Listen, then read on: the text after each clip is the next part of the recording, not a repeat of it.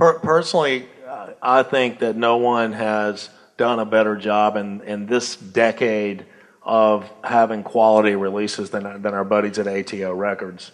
And Steve, you were very involved with David Gray there, and also obviously very involved with My Morning Jacket there. Can you explain the dynamic of how Dave Matthews ended up birthing this label and how you got involved and kind of what's their formula to success? Why do I know that if it's on ATO Records, I'm going to like it? The Wigs, again. I think it comes from the top right there. Dave Matthews decided at one stage of the game that he wanted to be a useful benefactor to artists that might not otherwise have an opportunity to release their music and have it tastefully promoted and marketed. And I don't think at the beginning of it, it was much more than there's people that I like, they deserve to have a better platform. The two guys that he tasked with running the operation for them were people that had been within his management company, one of whom had been his tour manager. And they basically started with this David Gray record, which was an existing record. David had made 2 or 3 albums. I had met up with David and given him a little bit of money just to continue to record demos and keep in touch with me. He wound up making an entire record. And one thing led to another, made an entire record with it. The label that I was with at the time didn't see the value of it.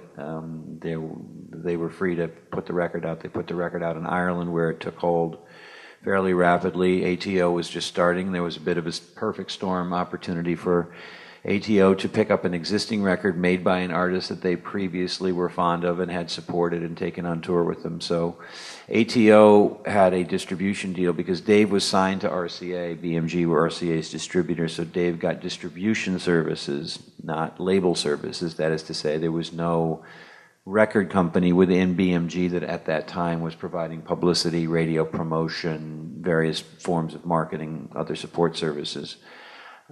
Because of my involvement with David in funding what became that record and my then standing at RCA, we were able to come together via that project down the road a little bit and then turn the ATO-BMG relationship into an ATO-RCA relationship. And it was two-pronged. ATO could sign artists that they self-funded. In other words, Dave Matthews and the management company funded these recordings. And then there was another tier where RCA could elect to be involved with the bands. They signed a young artist named Ben Queller, who had a band called Radish, who was signed when he was 14 or 15 years old. Made a record or two. Things didn't go the way he had hoped.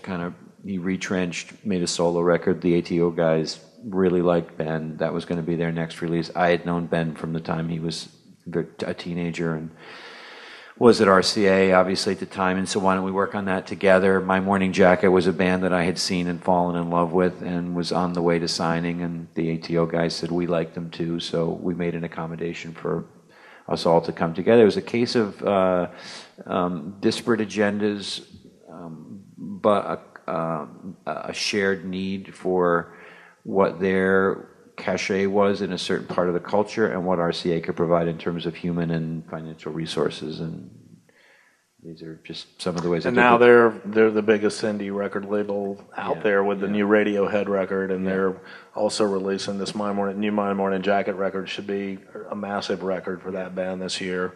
But it's really an artist's point of view that started the whole thing. It's an artist giving back and always making sure that the taste employed was right. And it's like what Gary's saying about the quality of the music will guide whatever generational shifts there are, and there will always be these firebrand moments, and Arcade Fire was a bit of one a couple of years ago. But I never liked the fact that people bemoan the general state of the music business or the record business, because it comes in waves, and when the great moments come along, people respond to them. When there's a malaise in whatever momentary dip in the creative cultural outburst there is, the times will follow that.